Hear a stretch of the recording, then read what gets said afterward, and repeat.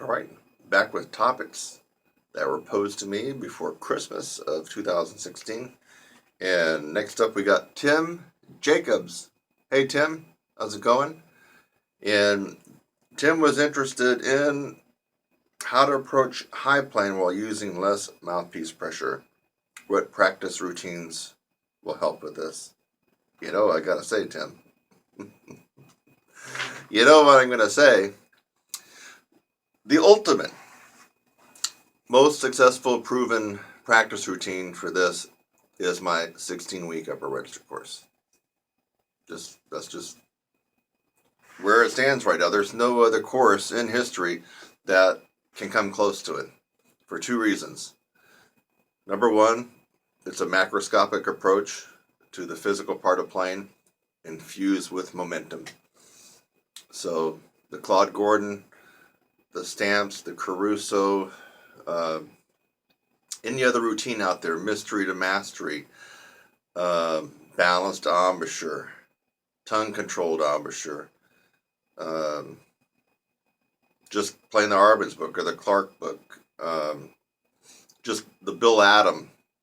Nothing comes close to the process that is contained in my 16-week upper register course. Nothing comes close, and nothing has proven itself to be the most successful, bar none, than the course that I run. So, hope you knew that I was going to probably have to toot my own horn on that one.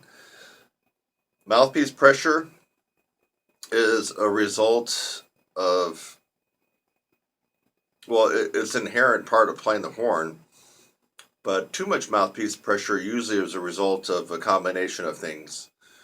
Incorrect breathing, not breathing for compression, not using tongue arch, playing on the wrong equipment, playing on the wrong mouthpiece for you.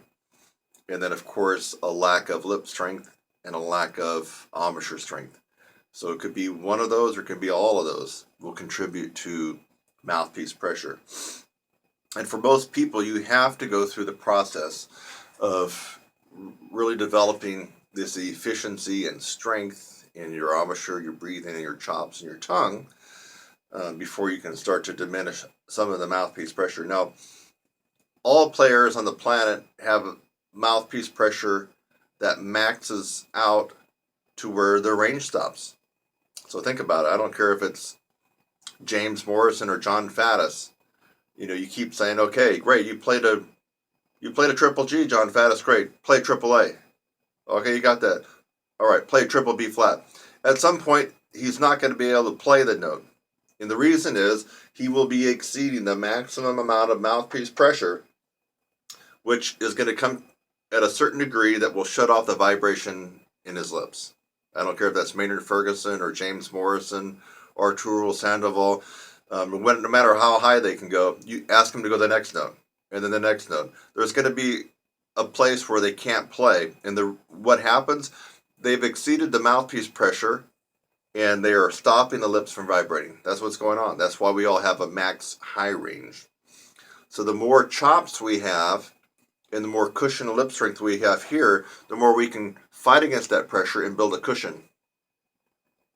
You understand, the less cushion you have here, the less strength, the more this flattens out, the more you start to get closer and closer to squeezing lips against the teeth, you're coming in dangerous contact for your max range.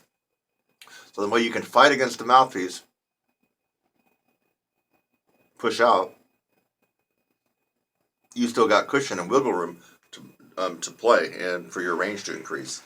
So mouthpiece pressure, too much or just the right amount, highly correlates with your efficiency and your breathing for compression and your embouchure and lip strength. So that is something that I think maybe most people haven't really considered. Why do you have a range of where it's at right now?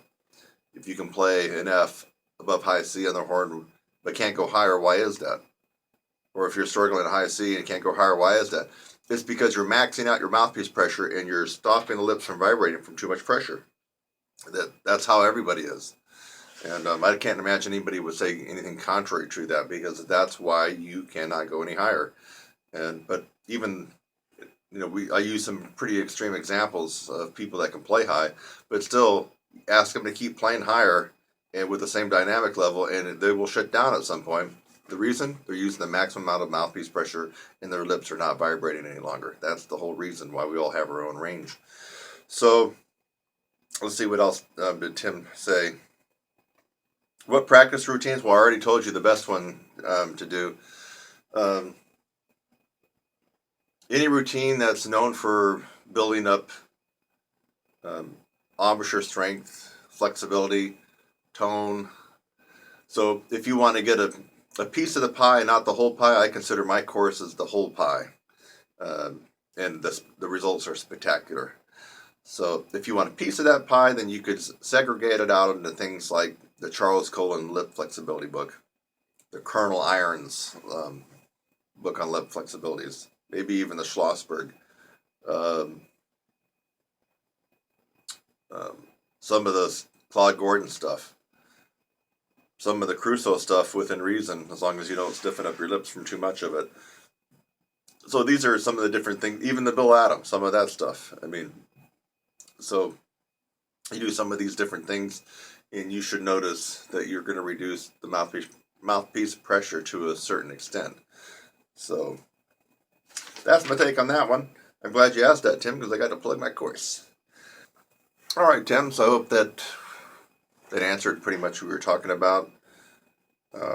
Playing high, using less mouthpiece pressure, what routines and so forth. So thanks for asking that good question, Tim. I'm Kurt Thompson, that's my story, and I'm sticking to it. Thanks again for watching this video. I hope that you got something out of it. Sometimes I make a video just to make you laugh. A lot of times I make a video to educate you on something and maybe even help solve a problem. So I hope something like that occurred for you in this video. And while you're at it, again, subscribe, click on my website link, and go on to the next video. It's lovely out here. Have a great day.